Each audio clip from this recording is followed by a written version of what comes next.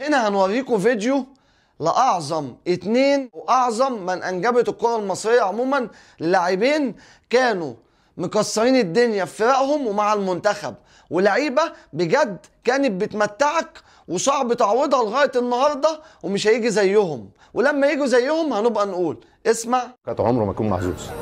لا حد جزء على كل حال. ايوه بس لا بركات. بركات اذكى لعيب مصري انا لعبت معاه، اذكى لعيب مصري.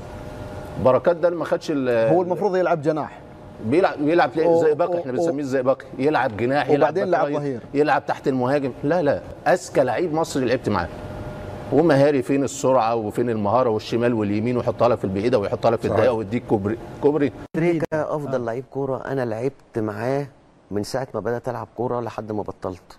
ابو تريكا الافضل بلا جدال، بلا جدال. انما ابو تريكا لعيب الكره الافضل اللي لعب معايا طول مسيرتي. ابو تريكا الوحيد اللي بتاخد قرار عايز تخترق اجري ومالكش دعوه. ابو تريكه عمل كتير للنادي الاهلي، ابو تريكه عمل كتير لمنتخب مصر. ابو تريكه، لا ابو تريكه علامه من العلامات اللي عدت، ووضع طبيعي ان مش هيجي زيه في ال 20 30 سنه الجايين، لا صعب.